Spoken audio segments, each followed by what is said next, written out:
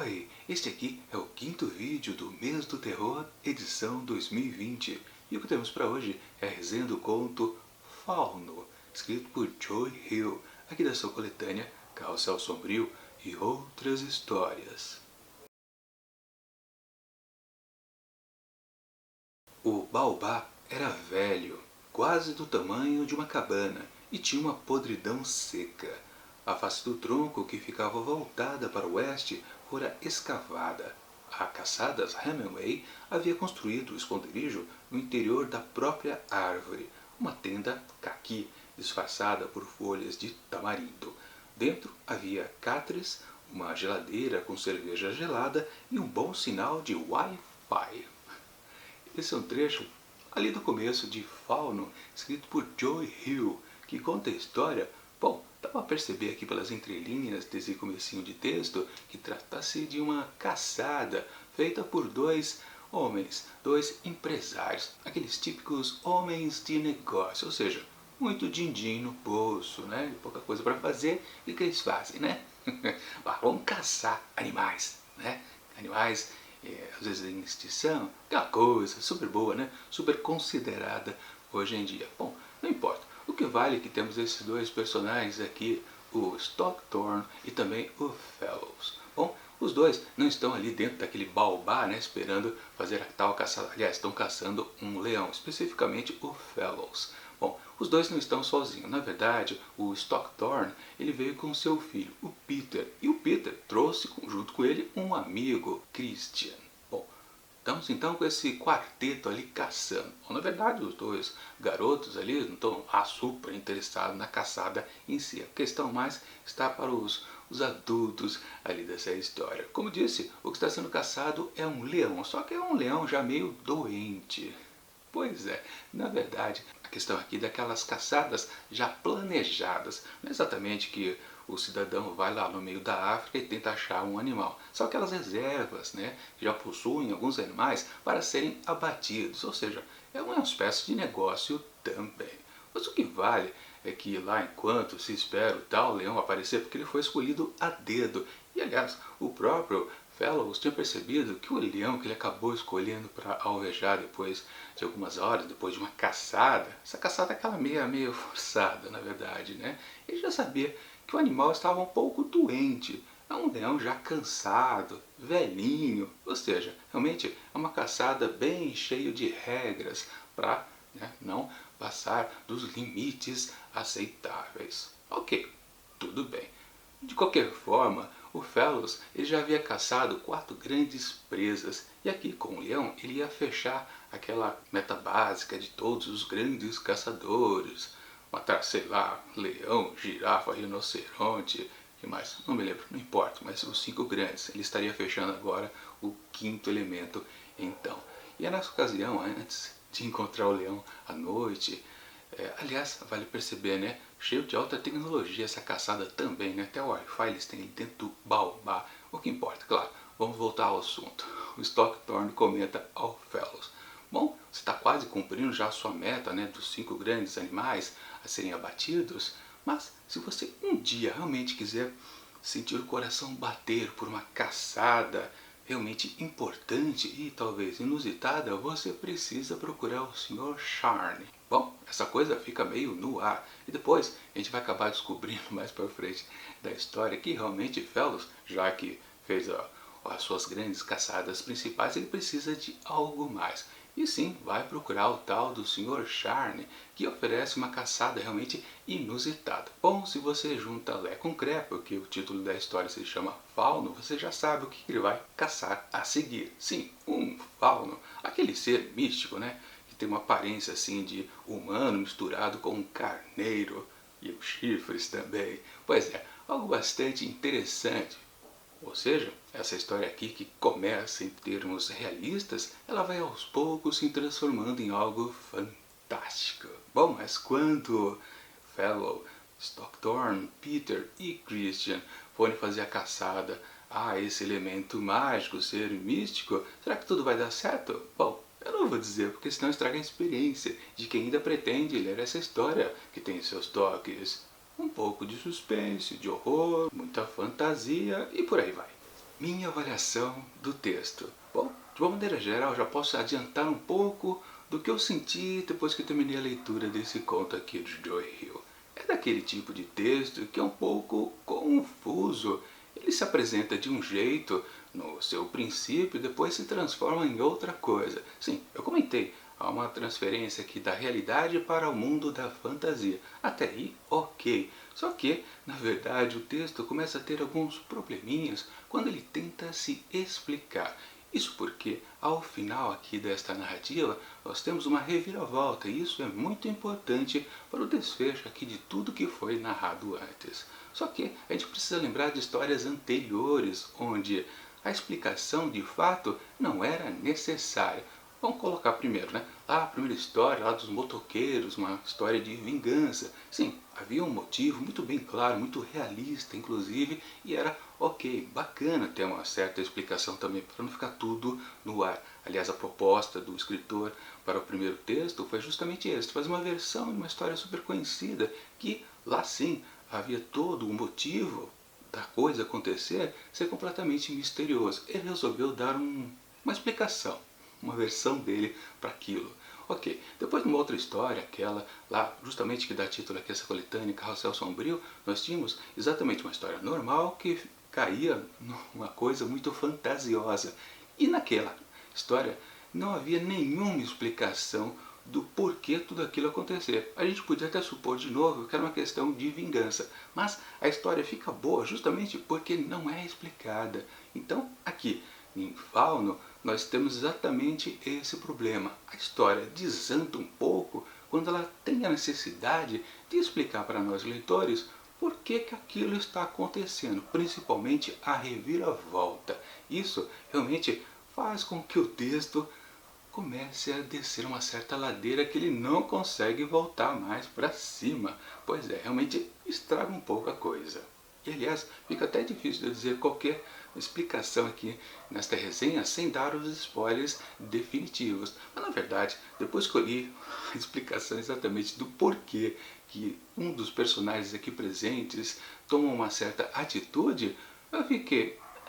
não me convenceu. Literalmente, eu não entendi os motivos principais. Isso porque também acontece uma coisa curiosa. Quando essa história sai do lado totalmente realista dessa caçada que existe, né? Caçar animais já presos numa certa reserva e vão ter o seu destino traçado porque serão abatidos por caçadores profissionais. Mas depois que isso vai para um campo da fantasia explícito, que literalmente, por dedução fácil, nós sabemos que esses caçadores vão caçar faunos por causa do título da história, tudo isso começa a ficar mais ou menos mediano. Na verdade, a história desde o começo ela já não empolga na sua parte realista. Quando ela vai para a sua fase fantasiosa, também não ajuda nada, tudo fica mais do mesmo.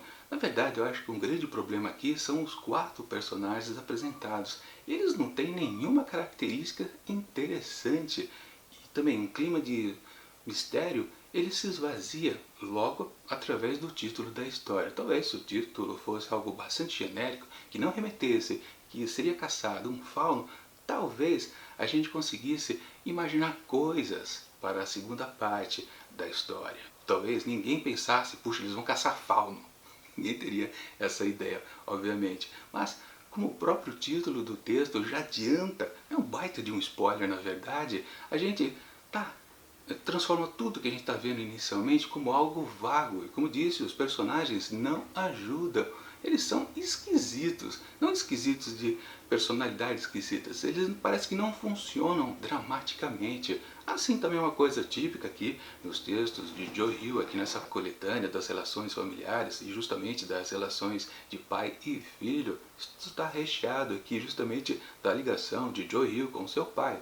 Quem não sabe, o pai de Joe Hill é o cara Stephen King, ou seja, uma relação que sempre foi muito cara para o escritor aqui, ser filho de alguém super famoso. Isso está completamente transposto para a sua literatura. A relação de pai e filho é meio que constante em quase todos os seus textos. De novo, temos uma questão aqui. O filho de o Stockthorne, o Peter, ele tem uma relação conflitante com o pai.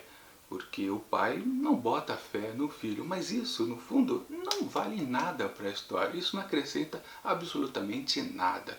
Sim, lá no finalzinho da história, temos um detalhe que a gente pode remeter, que é uma questão familiar de novo, mais uma vez, mas é algo bem exposto sobre várias camadas de fantasia que talvez muita gente não perceba. Talvez eu tenha percebido isso tentando achar alguma explicação para alguns motivos aqui da reviravolta dessa história. Talvez não seja uma questão de pais e filhos lá ao final. Pode ser que não, eu só viajei também, mas é uma tendência aqui de tentar achar alguma explicação para esse texto que realmente eu não encontrei durante toda a narrativa.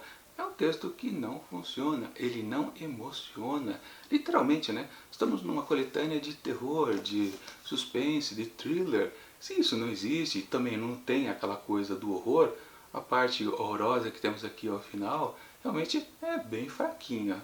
Perde para qualquer uma das outras 4 histórias anteriores. Ou seja, nada está funcionando aqui nesse texto. É um texto longo também, que não precisava ser grande.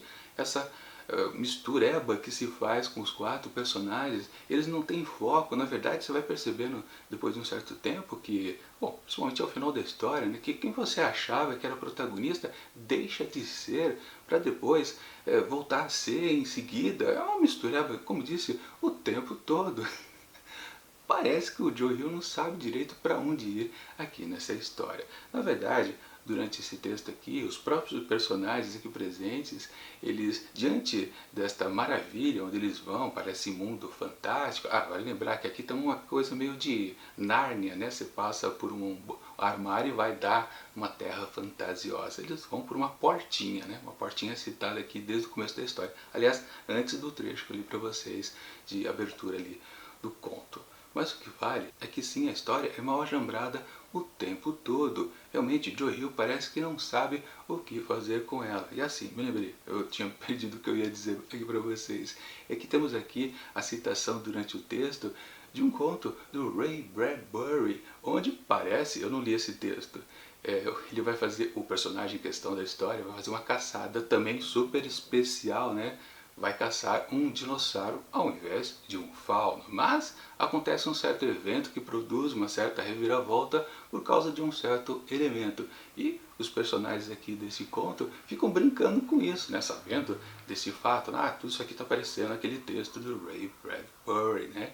E sim, eles pensam que algo vai acontecer. Ou seja, de novo, a gente já toma outro spoiler aqui por causa dos próprios personagens dessa narrativa. Ela vai se sabotando o tempo todo, do começo ao fim. Personagens que não funcionam, dicas que não deveriam ser dadas como título da história, ou esta referência a uma história famosa de ficção científica. Tudo contribui para que esse texto de Joe Hill não funcione o tempo todo. Como disse, ele vai se sabotando. Não sei para que ele fez isso. Claro, mais uma vez, ele está fazendo uma homenagem. Mas só que dessa vez eu acho que ele não conseguiu. Eu não fiquei horrorizado quando começou a cena mais sanguinolenta, que realmente é muito da pequenininha. Praticamente acho que só tem 2 elementos que ele pode considerar como violência. É pouquíssimo. Se a gente compara também com outras histórias que tinham muito sangue, muitas vísceras para lá e para cá, você fica completamente decepcionado. Peraí, isso aqui é uma história de terror, de horror, ou sabe, sei lá, de suspense, ou no mínimo um thrillerzinho? Não, não é. Você fica completamente frustrado, para quem já está mal acostumado por as outras histórias muito boas. E principalmente também, né, a história passada eu considerei simplesmente a melhor por enquanto. Entre as 5 agora, continua. Ela é perfeita, ela tem o suspense ideal, não precisa de violência. Só que nessa aqui, talvez, se tivesse um pouco mais, seria mais interessante. Mas o que pesa mesmo é realmente o desencontro das ideias. De novo, quando o texto passa a explicar o motivo da reviravolta, ele se afunda de vez, porque também parece algo curioso. Existe uma história até interessante, o motivo da reviravolta. Parece existir uma história complexa. O personagem, em dado momento, meio que também ele para, né, senta à mesa com o outro e começa a explicar tudo o que está acontecendo pra gente. Também não é muito bom quando uma história se vale deste expediente para deixar tudo às claras. acaba ficando muito monótono, né? Porque só está sendo narrado, a gente não vê de fato o que está acontecendo. Claro, são questões anteriores, mas a gente percebe que existe um tal General Gorn nesse mundo fantasioso que é motivo deste personagem atual estar fazendo algo surpreendente, que é a reviravolta aqui do texto. Você fica pensando, bom, interessante, teremos mais detalhes a respeito desse tal General Gorn? Não sabemos quem ele é, e parece então que essa história aqui meio que está baseada em algo que já foi escrito. Muitas vezes eu já vi isso apontado em algumas críticas dos textos de Joe Hill. Ele faz muitas referências, ele faz muitas homenagens. E pode ser que esse mundo fantasioso já exista em outro lugar que eu digo em outros textos de outros escritores, até talvez de Stephen King. Como eu não conheço quase nada de Stephen King, eu posso dizer que vai que o pai já escreveu alguma coisa a respeito desse mundo, o tal General Gorm, pode ser que ele já exista na mão de Stephen King ou de outro autor. Isso é bem possível, por isso que não está explicado. A história já começou em outro lugar, a gente só viu um desdobramento dela, provavelmente. Mais uma vez, a história está incompleta.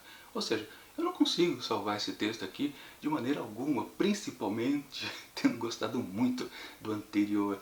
Porque o anterior, ele tinha lá o seu defeitinho, mas ele conseguia ser, entre aspas, perfeito. Esse aqui não tem jeito, ele tem muitos problemas. Eu não consegui gostar disso de maneira alguma em nenhum momento. Dá quase para dizer que foi um desperdício de tempo.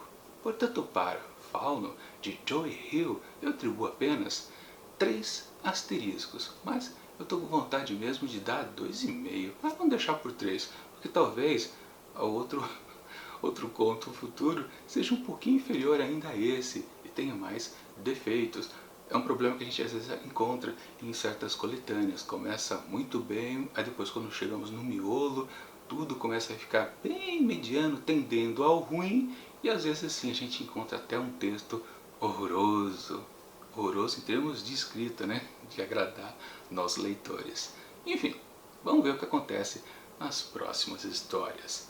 Quarta-feira que vem teremos mais um texto aqui de Carrossel Sombrio e outras histórias. E será exatamente, deixa eu puxar aqui no sumário, Devoluções Atrasadas. Que isso? Horror na biblioteca? Provavelmente. Enfim, enquanto esse próximo vídeo não chega, eu deixo aqui do lado dicas de outras resenhas que já aconteceram em anos anteriores aqui do Mês do Terror. E tchau!